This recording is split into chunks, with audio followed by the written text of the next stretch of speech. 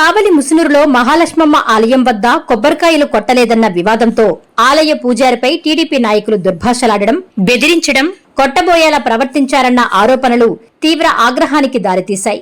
దేవాలయంలో శాంతి, గౌరవం ఉండాల్సిన చోట రాజకీయ అహంకారం ప్రదర్శించడం సరికాదని భక్తులు మండిపడుతున్నారు. పూజారిని అవమానించడం అంటే కేవలం ఒక వ్యక్తిని కాకుండా ఆలయం పరంపరను, ఆధ్యాత్మిక విలువలను అవమానించినట్టేనని అర్చక వర్గాలు ఆగ్రహం వ్యక్తం చేస్తున్నాయి. అధికార మతంతో వ్యవహరించిన నాయకుల తీరుపై విమర్శలు వెల్లువెత్తుతుండగా ఘటనపై కఠిన చర్యలు తీసుకోవాలని డిమాండ్లు వినిపిస్తున్నాయి.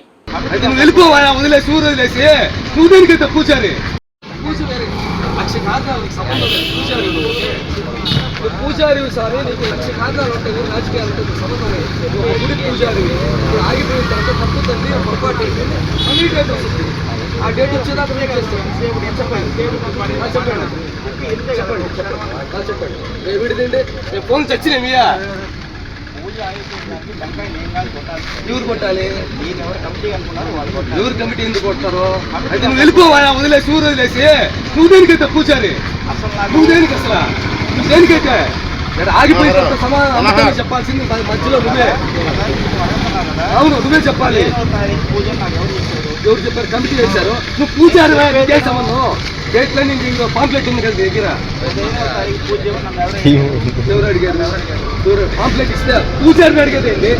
ఈ 10,000 చెత్త వచ్చే గవర్నమెంటా మేమా? ఏదో 200, 300 వచ్చి ఉండిలో డబ్బులు అయిపోయింది. నువ్వు తీసుకుంటావు, నువ్వు తీసుకుంటావు. అయితే నువ్వు ఏది ఉండిలో పళ్ళులో తీసుకున్న డబ్బులు ఎవరి దోస్తుందంతా?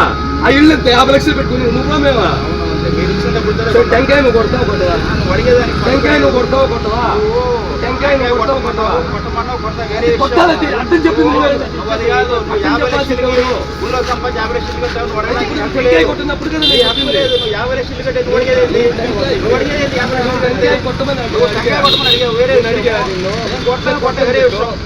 కొట్టుకోని చెప్పావు.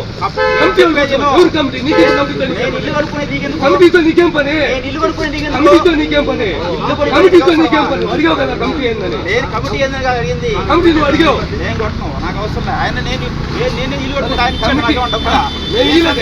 కమిటీతో నీకేం పని? అయితే కమిటీ నువ్వు అడిగావు. ఇప్పుడు కమిటీ వాళ్ళు కొట్టుకోవాలని.